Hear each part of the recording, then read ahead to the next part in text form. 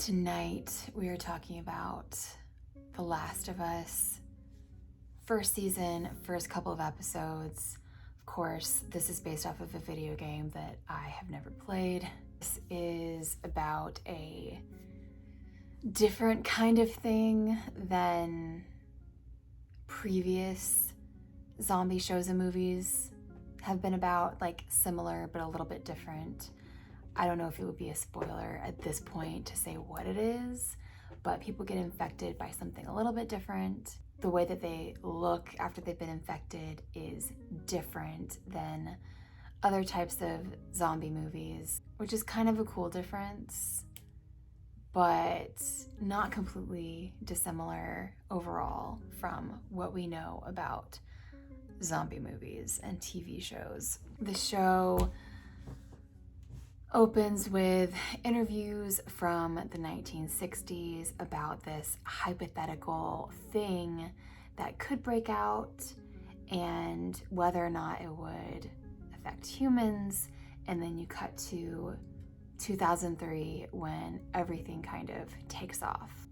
You start out in Texas, and then the show moves over to the East Coast in Boston, and then from there they set out on a voyage out west. I'm anticipating some stunning landscape against this new grim reality. Well, at this point, it's not so new. You'll see what I mean. But also, I feel like the desolate cities look really cool too. There was this show that was on TV, maybe it was, I don't know if it was on TV, streaming service, that was about what would happen to cities and just the world in general if there were no people, like if people just suddenly ceased to exist. What would happen to cities and how fast they would just fall into disrepair, how nature would take over.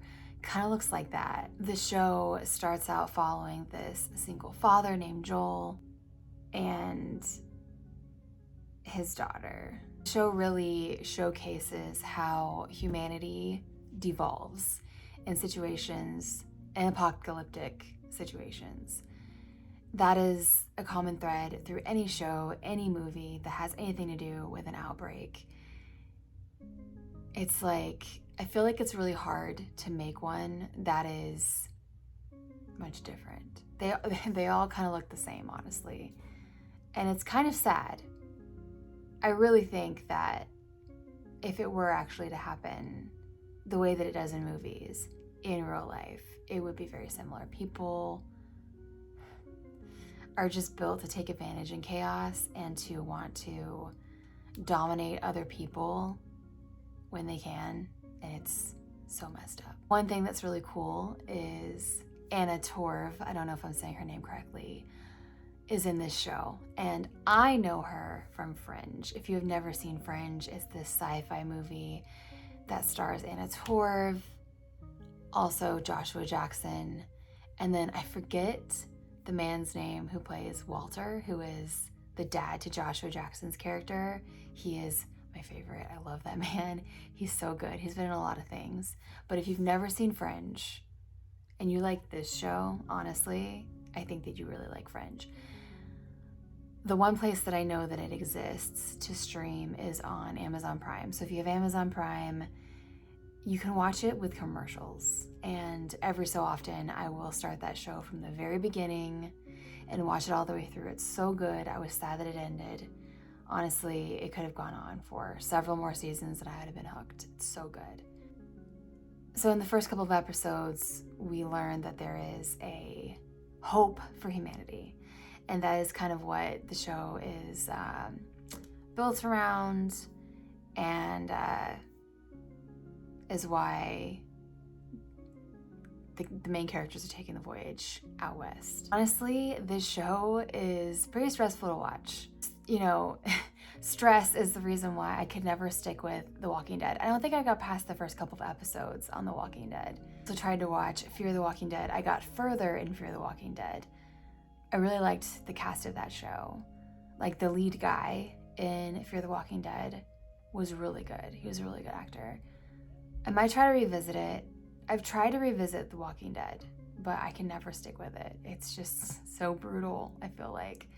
So it remains to be seen if I actually stick with this show because, again, it is different in ways, but also I really feel like these shows and movies at their core are all the same. And this theme is not one that I'm like fanatic about, but I kind of feel like I should stick with this show. So we'll see what happens. But now I'm going to get into the first couple episodes with spoilers. So on the first episode, we, just like we've seen in other shows like this, it starts out with like little whisperings, you know, that something isn't right. And then by the end of the day, or maybe within a day or two, with this one, it was really by then, like by that night, shit hits the fan. And because throughout the day, you start kind of like getting a little bit of news coverage, people kind of talking here and there about something that's going on, the beginnings of the infection, and then by that night, the infection has taken hold and it's chaos. Joel and his daughter live next door to this elderly couple, and Joel is called away to go and get a friend, or like I think a relative, maybe his brother, out of jail, and leaves his daughter alone to sleep in the house, which I know she's a teenager. I think at this point she's 14, but I don't know. I just wouldn't leave my kid alone at night asleep. And I don't even think he tells her where he's going. It's like, it's highly likely your kid's gonna wake up in the middle of the night and be like, where's my dad? Maybe he thought he'd be getting back home pretty quickly, but I don't know. That's kind of alarming, I feel like, as a kid, to wake up and your dad is not there. When the daughter, and let me see what her name is. Sarah. So when Sarah goes next door after she can't find her dad, the neighbor's dog has gotten loose, and she goes next door and sees that there's been an attack in her neighbor's house, and she finds one of them on the floor, and nearby is one of their family members eating another family member. And then you see that they're infected, and there's this like filament kind of stuff coming out of its mouth. And then she runs away. Her dad speeds up with his brother, and they all get in the truck, and then starts this stressful high-speed drive of them trying to get out of the town. It is pure chaos. People are trying to do the same thing, trying to get out of town. Obviously, it's exactly how you would think, everybody trying to get out of town. It's like gridlock, chaos all around them. The military has showed up. They're trying to keep people from leaving because they want to contain the virus, but the virus is everywhere. And at one point, they pass by this family that's broken down the side of the road. The brother wants to stop for them because this family has kids with them. But then Joel is like, no, you need to keep going. And honestly, I feel like I would be torn at that point because I'm a mom. And it's like, on one hand, you have sympathy for them because you're like, oh my God, you're broken down, you're sitting ducks, you're screwed, and they have children, and your heart goes out to them. But at the same time, you have your own kid, and you don't know if they're infected. At this point, this is all just popping off. They don't know who's infected, who's not. They need to protect themselves. And honestly, I guess I would do the same thing if I really think about it. You know, like if you have a kid of your own, your priority is always protecting them. At one point, a airplane falls out of the sky, crashes behind Joel and his brother and his daughter, and it causes them to wreck their car. So they get out of their truck. The daughter's a little bit injured, but the way that they crash, Joel and his daughter, Sarah, are on one side of the truck, and then his brother's on the other side. And then they say they're going to meet up at this river. I think it's a river. And I already know it's not going to be good. Sarah has twisted her ankle, and Joel has got to carry her while running from all these zombies. And I'm just like, again, getting so stressed out because I don't know if I would have the physical strength to carry. I think my daughter's like almost 40 pounds now. She's 3. Maybe she's like 38 pounds. I don't know. But I don't think that I could not carry her while running away from zombies. I couldn't do it. I'm too weak. And just watching him do this, I'm just like, I put myself in that position and think I would never survive a zombie apocalypse. And of course, the military in these movies are always the villains. So they're basically given orders to shoot people on the spot. And that is what this guy tries to do when he corners Joe and Sarah. Joel tries to tell him that we're fine, we're not sick, we're not infected. And the military guy shoots at them, completely misses Joel, but shoots Sarah in the stomach. And I was stunned because I thought she would survive longer than that. I thought she was one of the main cast. That's why at first I didn't really bother to like learn her name, because she's like done basically like in the very beginning. Then the show cuts to present day. It's 20 years later, so it's 2023. It starts out when the outbreak happens in 2003. Cut to 2023, military is in control, and it's like I said earlier, how society completely devolves. All the cities are in ruins. There's a camp set up that's run by the military, and all the people who are not infected have these very shitty jobs. And you have the people that are just basically getting through day to day, doing all these menial little jobs that the military allows them to do. And then there's this separate group called the Fireflies, who basically want to get the world back to the way that it was. They don't like how things have devolved. They don't like the military dictatorship. And so they kind of operate in secret. And then there's one scene that's really messed up and kind of confusing. You're not really sure what happens until a little bit later. But this little boy comes up to the camp, and you don't know where he comes from. You don't know if he has any family. But they bring him inside and they test him with this little machine. And it turns red, which red normally is not a good thing. But there's a woman there, a woman military officer there, telling him that he's going to be okay and she's going to get him toys. And then he gets an injection, which you don't know what it is until later, when you see Joel looking like he's just completely broken down and doing his job of incinerating people. And you see that the little boy is bound, and obviously the injection was not a good thing. So this virus has a name, and it's called cordyceps. If you are found in violation of quarantine guidelines, you can be publicly hanged. There's one scene during the first episode where you see they've gone kind of inside of a building, maybe a little bit underground, and they see somebody who had been infected.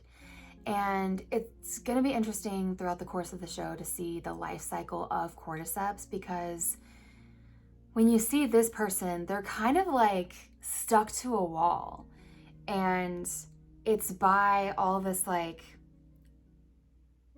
material. So, oh, by the way, spoiler, in the beginning I was alluding to how this infection is different than other zombie movies that are like viral based.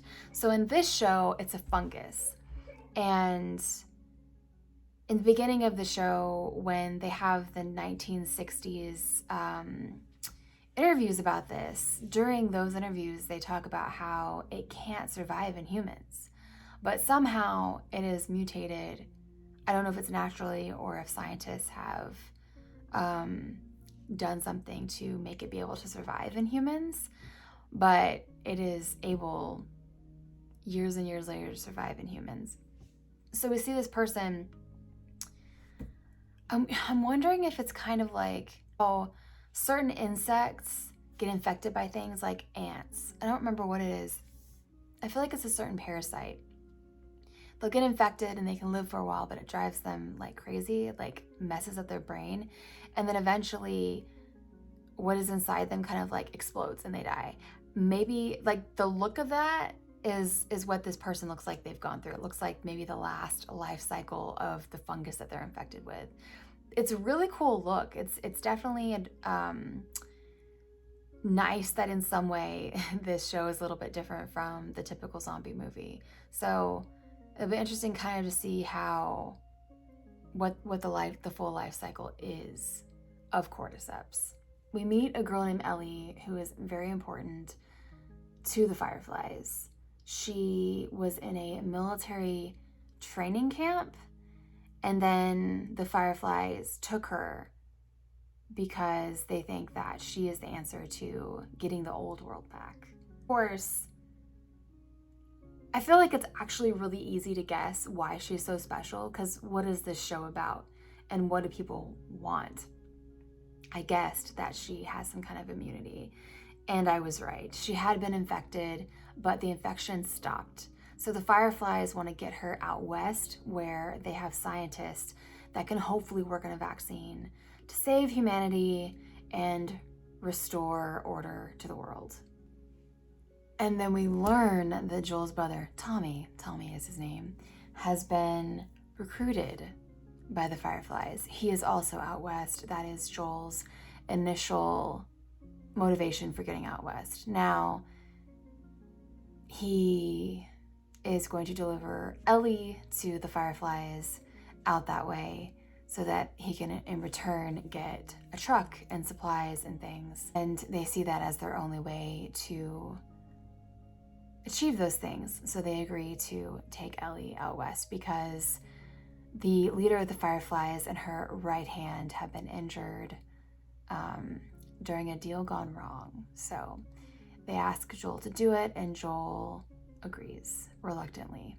At the end of the episode, you see Joel, Ellie, and what is Anna Torv's character name? Tess. We see Joel, Ellie, and Tess leave the camp into the night. You can see these huge defunct buildings in the storm. Lightning lights them all up. And then we have 80s music, 80s sounding music to end the episode. The second episode starts out with a professor who is sitting down to lunch, and these mysterious men come and take her away from her lunch. And she learns that there is a person who's been infected by cordyceps. So this is obviously a flashback, and she still doesn't think that cordyceps can infect a human. But this is the first known case of cordyceps, in fact, infecting a human. And it is a human who is no longer with us. And so she goes and inspects the body. And she can see that this person has been bitten in their leg. So I guess that actually means this is not the first infected, unless they were bitten by an animal who transferred it. So actually, I don't know. But the government has this person, and she inspects the bite, and she looks in the person's mouth. And do you remember those filament things that I said that Sarah's neighbor had in their mouths? Well, so did this person, and it's actually really gross.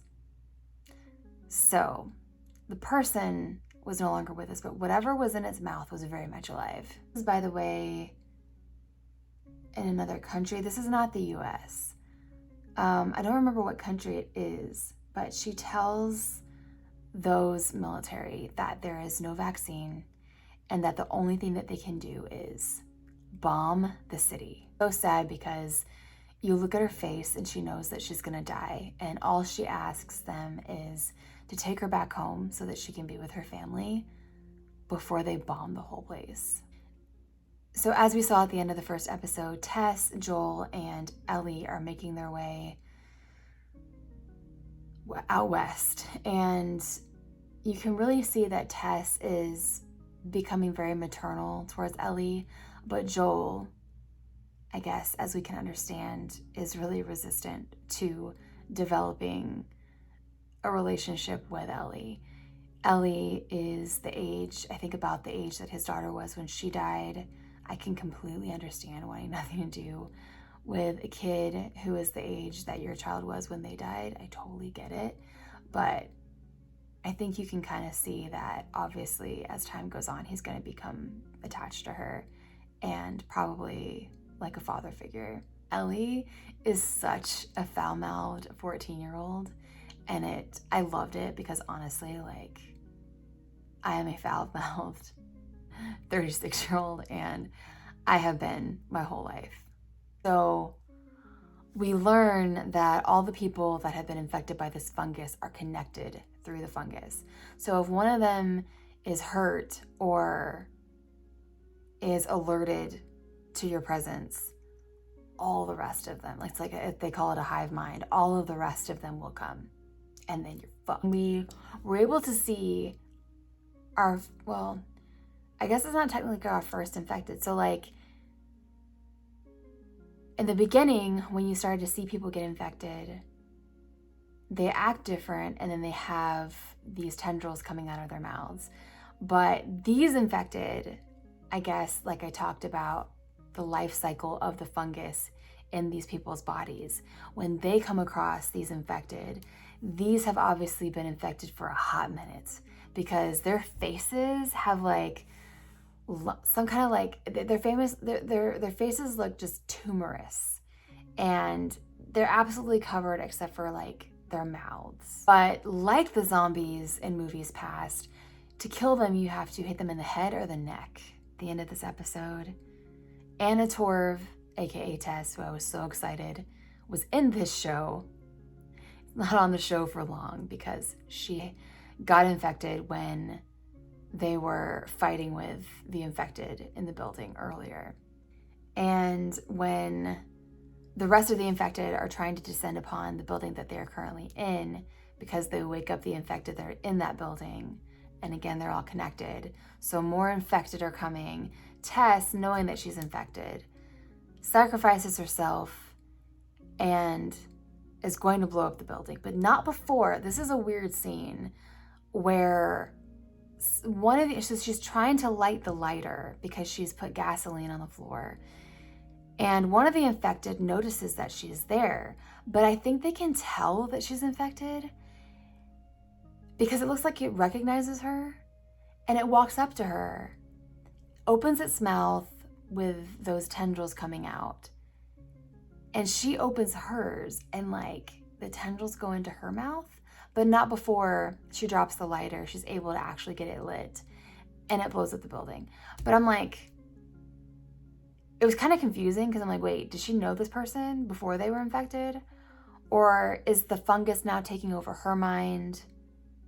You know, the hive mind, like, is she into that, in that now? Because why that exchange? I don't know. I'm sure we'll learn about that as time goes on.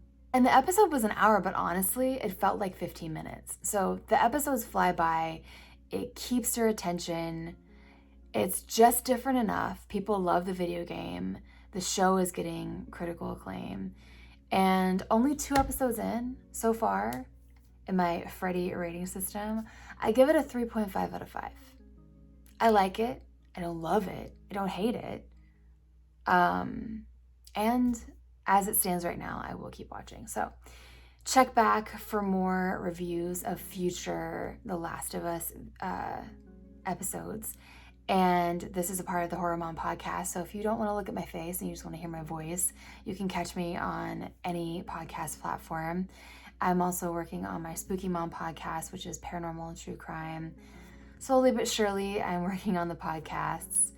I also do trailer reactions, vlogs. I am working on getting more vlogs posted. Just all kinds of things. So if you like this video, please leave it a like, leave a comment, and let me know how you're liking the show. And I'm also on Instagram, Horror Mom Podcast, Spooky Mom Podcast. On Instagram, I have a personal Instagram, H. Alexandra Matthews, if you want to see a little bit of my everyday life. I post a lot about my kid. I have a 3-year-old daughter named Vivian. And that's about it. So I will see you in my next video.